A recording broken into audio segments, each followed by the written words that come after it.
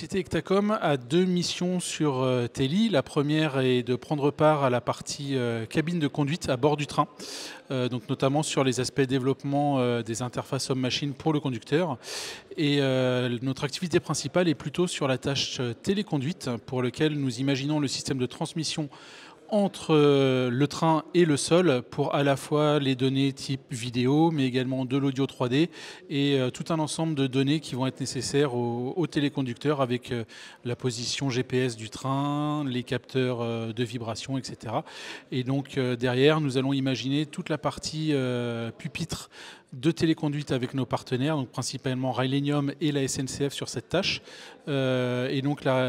toute l'interface qui va permettre au téléconducteur de prendre la main sur le train à distance et de mener à bien sa mission d'un point A vers un point B.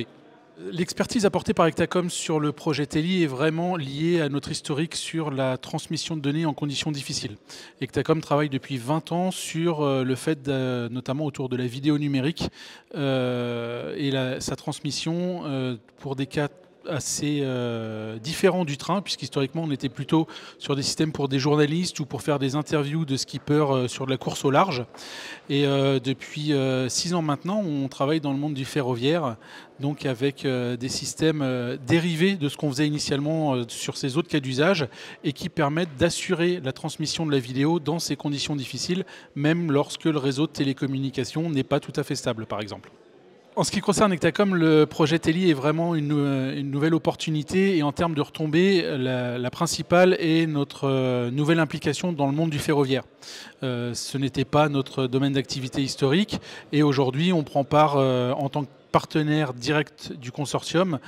sur tout un ensemble de tâches. Donc on découvre du nouveau sur les aspects ferroviaires, on apporte notre expertise sur les aspects vidéo et transmission de données et c'est vraiment cette fusion qui nous promet de belles opportunités et potentiellement des nouveaux marchés pour la suite. En ce qui concerne l'étape clé numéro 1, on a rempli un peu plus que ce qui était prévu puisqu'on a été contraint par le calendrier sur la partie téléconduite, on a dû aller un peu plus vite. Et sur l'année qui vient, en direction de l'étape clé numéro 2,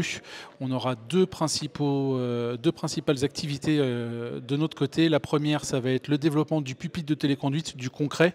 avec des interfaces qui vont directement être pouvoir utilisées par le téléconducteur et également tout un aspect intelligence embarquée pour la détection de signalisation qui vont permettre de faire de l'aide au téléconducteur en lui fournissant de l'indication de la signalisation ferroviaire en amont le plus tôt possible pour qu'il puisse anticiper ses actions.